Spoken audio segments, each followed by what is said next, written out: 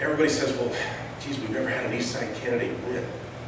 Well, we had one win in 1935. His name was Louis Schwellenbacher, and he was a Democrat. He served 5 years and retired. We have never had a Republican senator from the East Side. It's about time we got heard on this side of the state. Now, Dino Rossi lost that first gubernatorial bout by a low turnout from Eastern Washington. My goal, 90% turnout from Eastern Washington. Salazar and everybody says, well, your votes don't count because King County will just cancel you out. All you got to do is go up to the top of the Space Needle and you see all the votes you need to win. Well, guess what?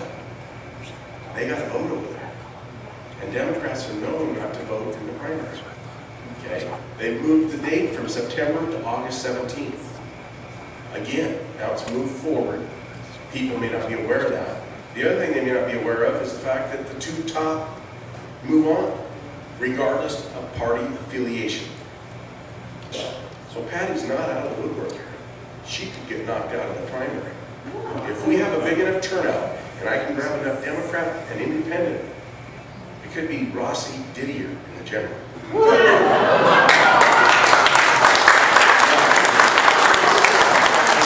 It's a long shot, but it can happen. But the one thing I learned when I was in the NFL from my mother was every time it was early in my career and I thought I was going to get cut and sent home, here would come this pamphlet of literature from my mom in the mail, and it was all Dr. Norman Vincent Peale, The Power of Positive Thinking.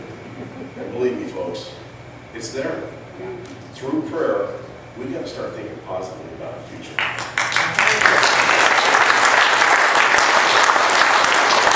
Because I've learned a long time ago, when you program your mind with negative thoughts, negative things happen. When you program your mind with positive thoughts, positive things happen. There's a lot of truth to that. Through prayer and positive thinking. Yes, sir. I saw in your brochure you talked about the citizen legislator versus the career politician. Can you tell us what your position is on term limits and what will you commit to in your campaign, in your office as per term limits? I'm a firm believer in what George Washington said, that we're never supposed to be back there too terribly long. You can see what happens when we are. Look at Kennedy and everything that he put in. I have vowed 2 terms max because I'm going to be a statesman. I've never ran for an office before in my life. And everybody says, well, you don't have the experience. Why not? I got common sense. I know how to balance a checkbook. I know how to balance a checkbook. I know that I can't spend myself into prosperity on that farm. You can be Sarah's vice president. He doesn't need a term. No, I'm going to serve 2 terms in the Senate. Believe me, I'm going to have somebody underneath me. Everybody just say, well, geez, we got all that time and money invested in you. Yeah, well, I've given up 12 years of my life too. I'm going to be grooming the next one to take my place. It's going to be up to the people to put him in the office. Believe me, it may be my daughter, Brandy.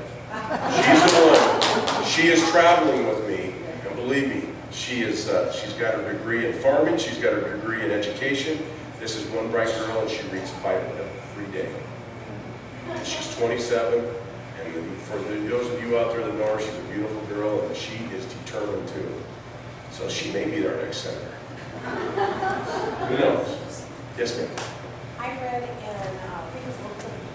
Would you stand up, please? Thank you. I read in Real Clear Politics that Scott Brown actually convinced Neil Rossi to run the Republican Party. He got him and some other guys were instrumental in getting him to run. That really kind of swayed my opinion up to Neil Rossi.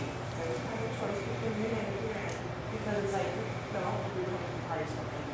I mean, 100%. He's just one of their, you know, they're not, you know, what the cronies. Puppets Yeah. on. And on. yeah, and so if we're talking about the west side versus the east side, mentioned some other ways of getting the word out about you. I knew about you because I was pretty motivated and I saw who was right. I went online and looked up everybody and stuff, so I knew about you. But I can't really hear you tonight. I like to hear you know, I'll let me sleep sometimes I have. So what is, if it's up to between you two, and let's say, you know, it's not there for you, Are you going back? Yes. Thank you. Yes. Just, I mean, I don't want him per se, but I just, We I gotta don't get want, rid of I don't Patty want the Murray. fight to get so bad that neither one of you No. are. If it happens, that if it goes the way that it's Dino and Patty, I'm 100% Dino, and I'm going to be trying to get Patty out. That's my main objective, to get rid of Patty Murray. The top 4 Democrat, believe me. Can you try to be his advisor if that happens?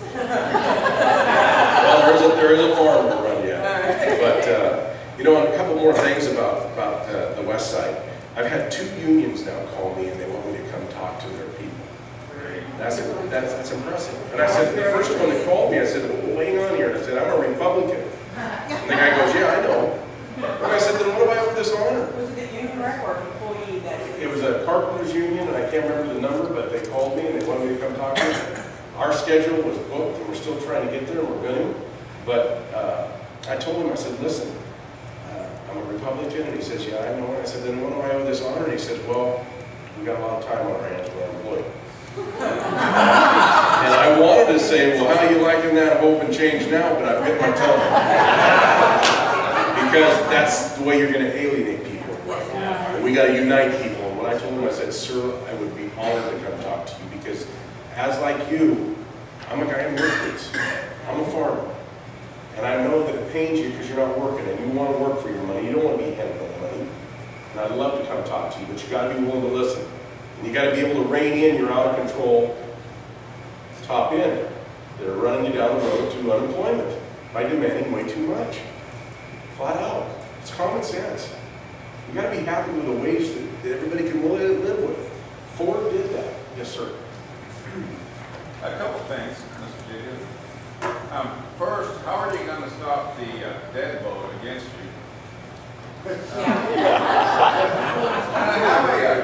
And the fellows. I read rants and raves a lot on Craigslist, and I post for America. I don't post for Republican Party or not. I post for America, the Constitution, and all that. I have this adversarial gentleman here. His article is Rossi won't talk to Teabagger Didier, so Didier calls Rush Limbaugh. And he proceeds to say that you are pulling the wool over our eyes and are either lying because of your comment about the 51% of the food that you talked about earlier that we're importing. Yep. And he also put the USDA on here, which, you know, we can all trust the government. Which, yeah. But I would like to know where you got said percentage, and because I'd like to reply to him in a nice way. Well, I was saying 50% until I heard Val Stevens, our state senator who has research, and said, no, it's 51%. And all I ask you to do is just go to the grocery store.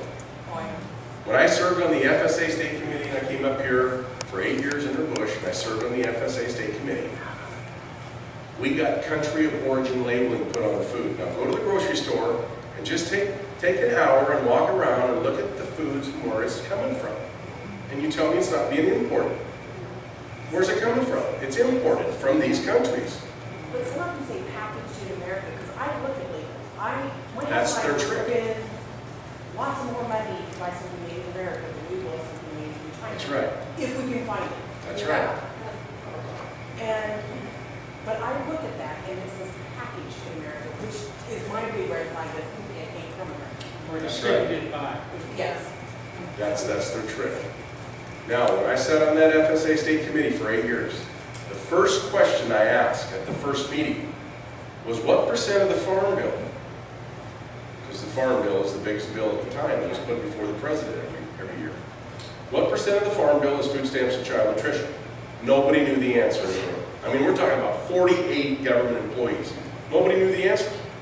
We'll have it for you after lunch. The lady came in after lunch and she goes, I'm shocked.